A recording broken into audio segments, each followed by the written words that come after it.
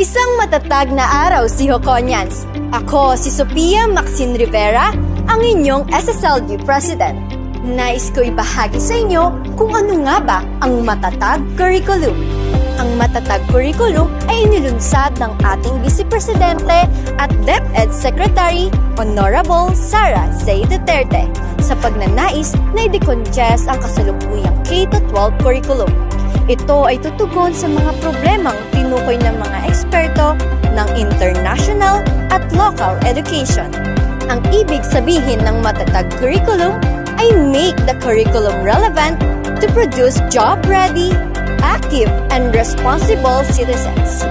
Take steps to accelerate the delivery of the basic education services and provision facilities.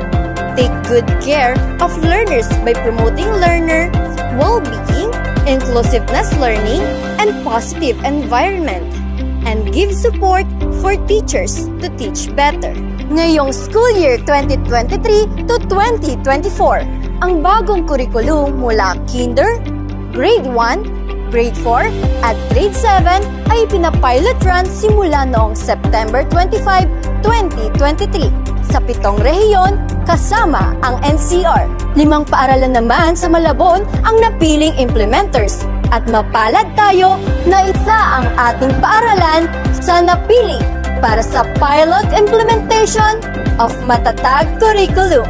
Kasama sa pagbabago ay ang pagbabawas ng learning competencies. Mula 11,000 ay magiging 3,000 learning competencies na lamang. Binaba na rin sa 5 asignatura mula sa dating 7 ang pag-aaralan ng mga estudyante mula Grade 1 hanggang Grade 3 upang matutukan ang mga asignaturang math at pagbasa.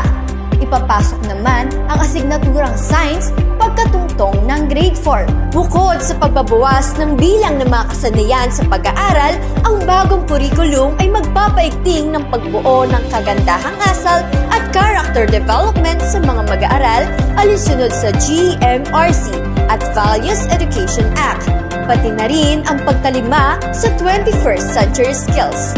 Ang dating asignaturang edukasyon sa pagpapakatao ay tinuturo lamang ng 30 minutes kada araw sa elementarya at 120 minutes kada linggo sa sekundarya ay napalitan ng asignaturang GMRC o Good Manners and Right Conduct sa elementarya at Values Education naman sa sekundarya na may bilang ng parehas na minuto katulad sa ibang asignatura.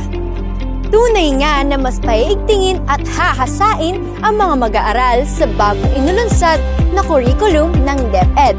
Naway ang pagbabago na ito ay mas makatulong sa ating mag-aaral at sa minamahal nating kaguruan. Kaya naman, patuloy natin suportahan ang bawat isa para sa ikauunlad ng ating bansa. Muli, ako si Sophia Maxine Rivera, ang inyong SSLG President, na naghahatid ng bagong kaalaman para sa inyong si Hoconians.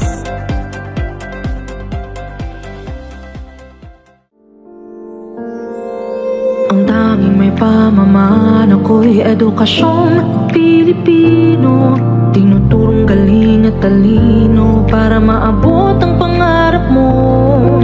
Ang tanging handog ko sa'yo'y edukasyong Pilipino, diskarteng mula sa puso